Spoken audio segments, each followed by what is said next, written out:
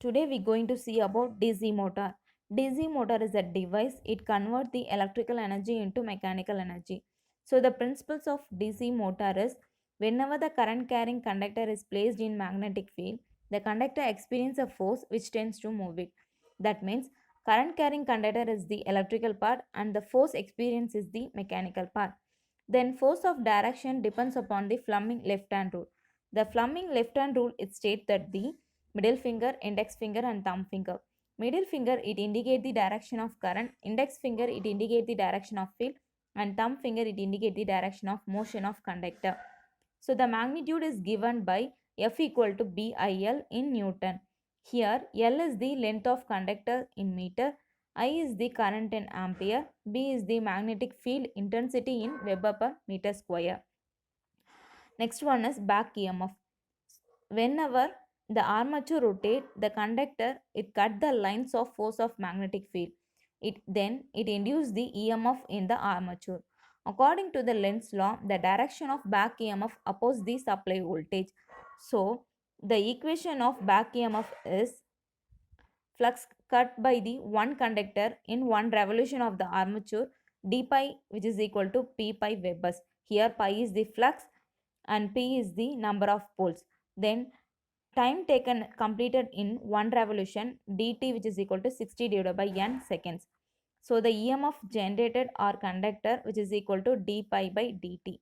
Substitute the values in volts. Then EMF of generator, which is equal to EMF conductor or generator into number of conductor in series parallel path.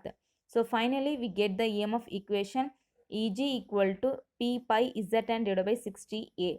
Here EMF equation same for the both generator and motor. So Eg equal to P pi Zn divided by 60A in volts.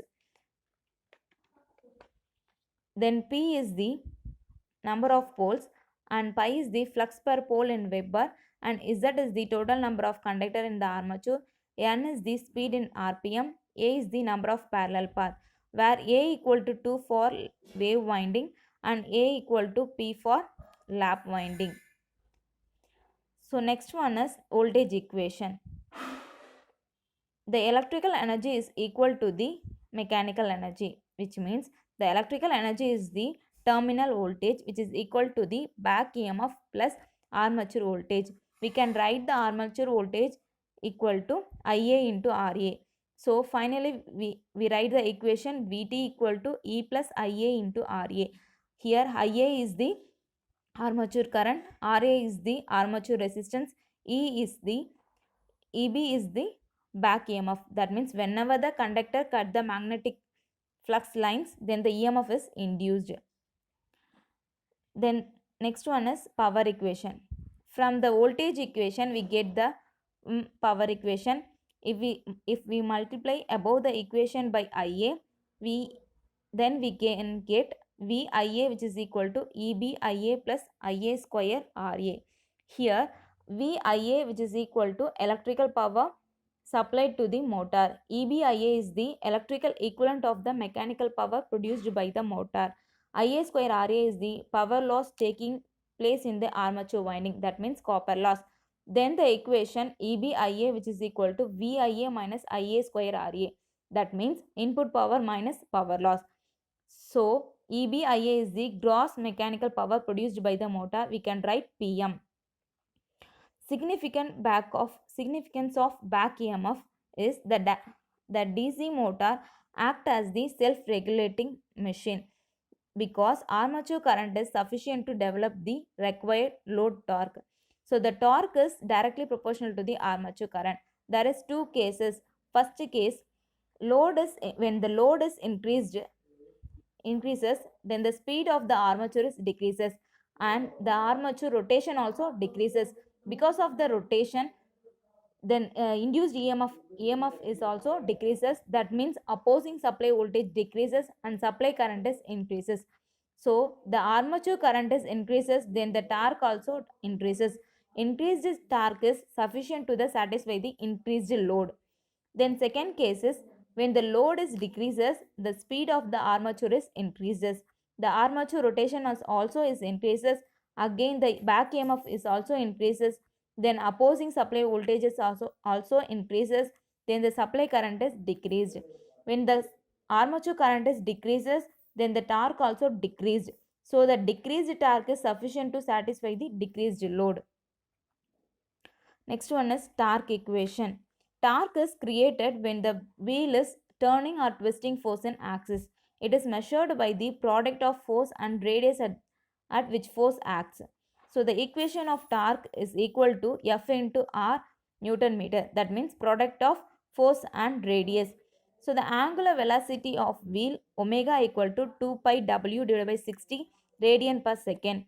Work done per revolution, which is equal to F into distance moved. So the distance moved is the circumference of the circle, which means 2 pi r. So we can write the work done revolution is F into 2 pi r in joules. So the power equation P equal to F into 2 pi r divided by time for one revolution. Here time for one revolution is the 60 by n. So finally we get the equation P equal to F into 2 pi Rn divided by 60. The torque is developed by DC motor. The torque is developed by DC motor. So the armature torque TA is nothing but the supply of electrical power and mechanical power produced by in this DC motor. So the power in armature, which is equal to armature torque into omega. So PM is the armature in power, which is equal to omega into torque, which is equal to, we can write the work done revolution 2 pi n torque. So PM equal to EIA, which is equal to 2 pi n torque. Then the EMF equation substitute in the power equation. Finally we get the armature torque, which is equal to PZ divided by 2 pi A pi into IA. Next one is the speed of DC motor.